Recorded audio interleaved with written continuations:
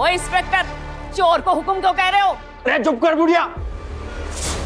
मैं एक बार chief minister साहब के यहाँ पर सिक्योरिटी में लगा था, तो मैं इससे मिल चुका हूँ।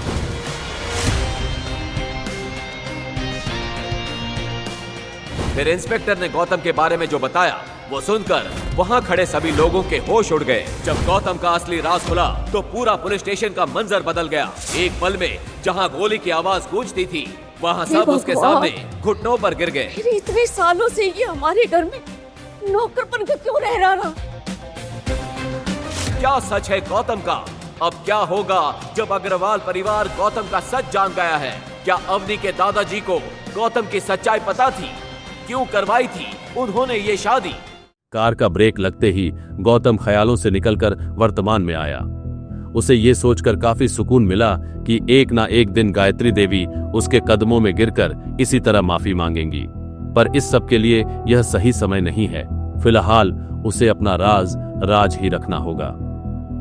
गौतम ने चीफ मिनिस्टर से थाने फोन तो करवा दिया, लेकिन उनसे रिक्वेस्ट करी वो गौतम का नाम ना ले।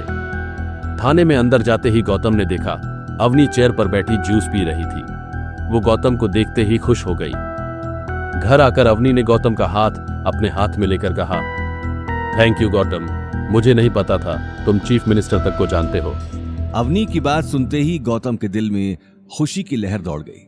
देखते ही देखते सभी ने कार की बात को अपने दिमाग से निकाल दिया था। कुछ ही देर में वो पल आ गया जिसका सभी को इंतजार था। रघुवीर पंडित अपने बेटे और अपने परिवार को लेकर अग्रवाल हाउस पहुंच चुका था।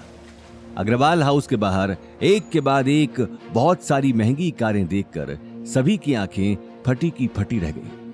अगले ही पल नौकरों ने कार में से बहुत सारी महंगी ज्वेलरी, ब्रांडेड बैग्स, ब्रांडेड कपड़े, सैंडल्स और तरह तरह की चीजों का ढेर लगा दिया। इन सभी चीजों को देखकर रघुवीर पंडित की अमीरी का साफ तौर पर पता लग रहा था। गायत्री देवी इन सारी चीजों को देखकर कार की बात को भूलकर समधियों की खातिरदारी में लग गई। वहीं शनाया अपने अमीर पति को देखकर अवनी को बेइज्जत करने का मौका ढूंढने लगी। शनाया अवनी को फिर छेड़ते हुए बोली, अवनी, सिद्धार्थ मेरे लिए बहुत महंगे महंगे पर्स लेकर आया है जो शायद तुमने कभी देखे भी नहीं होंगे। तुम चाहो तो उनमें से एक पर्स रख सकती हो। वैसे भी क्या मालूम तुम्हारा फटीचर पति तुम्हें कभी दिला पाएगा या नहीं। थैंक यू सो मच, लेकिन तुम्हारा ये प्यार मुझे बचपन से ही नहीं बचा तो अब क्या बचेगा। तुम्हारा बैग तुम ही को मुबारक, मुझे इसकी कोई जरूरत नहीं है। और हाँ, जब इंसान अंदर से ही खोखला हो तो महंगी चीजों की चमक भी उसके खोखलेपन को ढक नहीं सकती। I hope you understand. ये बात कहते हुए अवनी मंद मंद मुस्कुराने लगी और अगले ही पल वहां से निकल गई।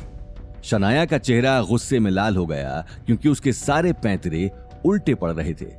वहीं दूसरी तरफ सिद्धार्थ शनाया के घर इतनी इज्जत पाकर मन ही मन बहुत खुश था, लेकिन गौतम को देखते ही उसके चेहरे की खुशी गायब हो गई और उसे अचानक ही अवतार ग्रुप में हुई बात याद आ गई। कल तुम बहुत उछल रहे थे, क्या कहा था तुमने?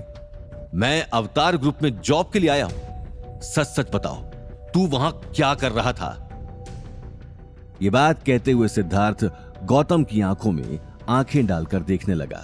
सिद्धार्थ की बात सुनते ही गौतम अपने आसपास देखकर मुस्कुराने लगा। मैंने तुम्हें कल भी बताया था कि मैं अवतार ग्रुप में जॉब के लिए आया था। शायद तुम्हारी याददाश्त थोड़ी वीक है। ये बात सुनते ही आसपास खड़े लोगों का ध्यान भी गौतम की तरफ चला गया। वहीं शनाया को उसी वक्त गुस्सा आ गया और वो अवनी को देखने लगी।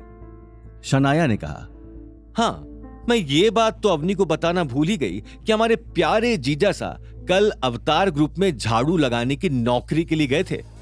शनाया की बात सुनते ही सभी जोर जोर से हंसने लगे। अवनी ने शर्मिंदगी से अपना सिर झुका लिया।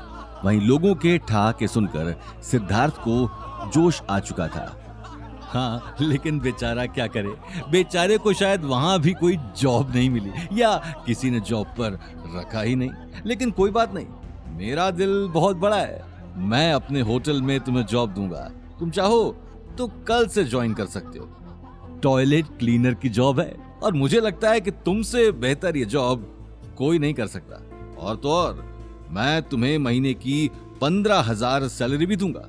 15,000 तो तुमने एक साथ देखे भी नहीं होंगे मिस्टर गौतम। शनाया ने हंसते हुए कहा, सैलरी के साथ कमीशन भी तो होगा ना सिद्धार्थ।